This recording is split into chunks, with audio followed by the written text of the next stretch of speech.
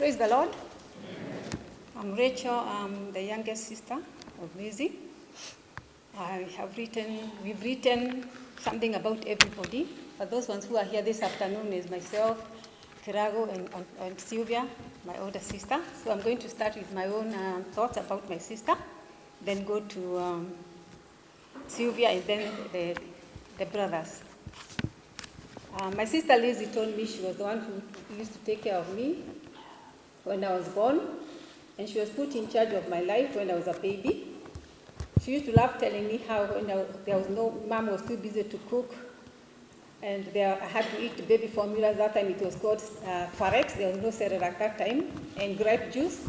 She loved that part of feeding me. As soon as I finished primary school, Lizzie had just gotten married. She insisted that she was going to be taking care of me. My brother Kirago and I moved to live with her and her adopted children, Anne, David, and Peter.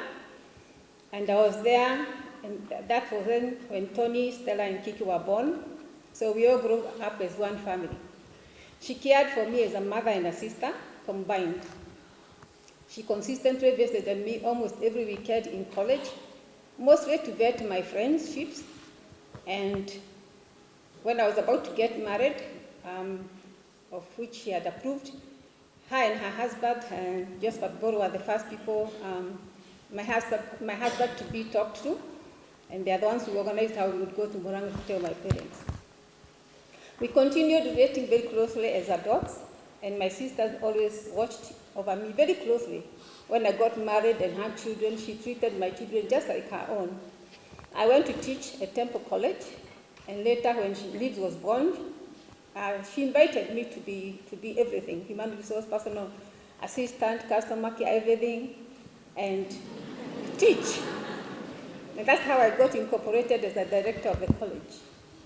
Lizzie was the kindest, most generous, and forgiving person I have ever known. She never kept a record of wrongs with anyone, and she loved her family members with all her heart.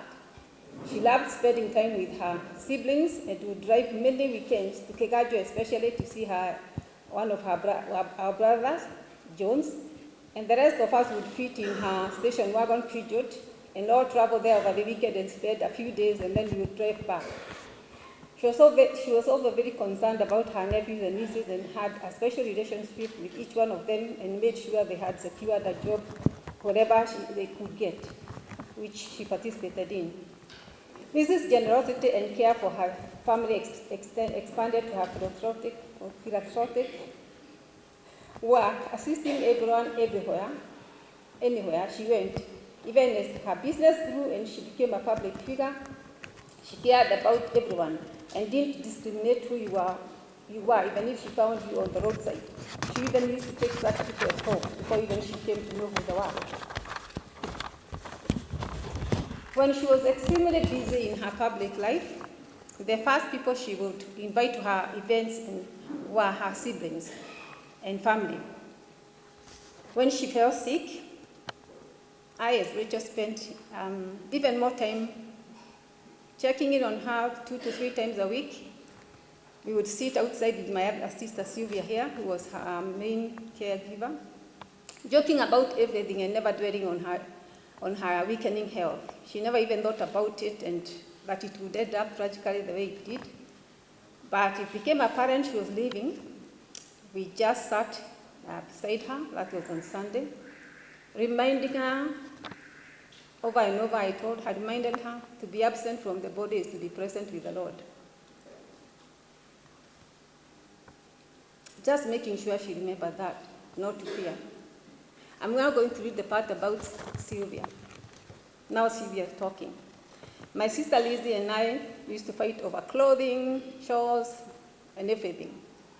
Even when she was young, Lizzie was a very social person and a little mischievous and always on the move. Sometimes that meant she did not complete her responsibilities at home, so I was the one to cover for her. Our mother would still discover what I was doing, and I got punished for both of us. Those were the days of Boyko. When we grew up and got married, we brought up our children together And every other weekend, her children were at my house or hers, where we enjoyed taking them out and grew together, Kina Martin, Carol, Victor, all those who are here, seated here today, with Akinaton, Stella, and Kiki. As one of her caregivers, I spent almost every day with her in the last 6 months of her life, whenever she was in the country, apart from when she traveled for medical checkups. We never allowed her to dwell on her illness. Instead, reminiscing about the good old days and dreaming about the future when she would get better. She did get better, though not in the way we had hoped, but we were glad we were there holding her hand and loving on her as she breathed her last. In conclusion, as girls, we were very close to each other, the three of us, but even if we didn't let our brothers come, and even if we let our brothers come here and speak, they would tell the same stories of Liz's generosity and caring heart to them and their families. She had a special relationship with each one of them and was always concerned about their deeds and well-growing. Growing up, she was very close with my brother Jones, who used to do most of her garden weeding duty. Being a very hard worker, he would finish his part and then go and find her just chasing butterflies around, scavenging around for little fruits which grew up, which were everywhere those days, and then just finish her part. My brother David Masharia, who was nicknamed Mugambi, they follow each other because of he was a trumpetish kind of person, so we named him Mugambi and it stuck. He was the family bully, and he was as loud as a trumpet, and was her rival those days. They followed each other, so he used to pick on her just because she was slightly older.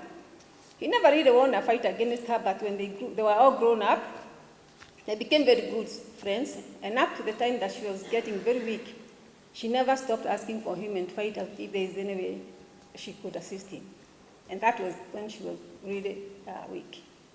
My brother Mikey was her favorite and everybody's favorite, and they got along fine. They visited each other all the time, and even when she felt sick, not a day went by without her calling him or asking about his well-being. He was also my protection from my brother Ogambi, the bully, who used to pick on me just to annoy my sister Lizzie. That was the purpose. He loved and cared so much for my brother Kirago, and thought he was so innocent and all that.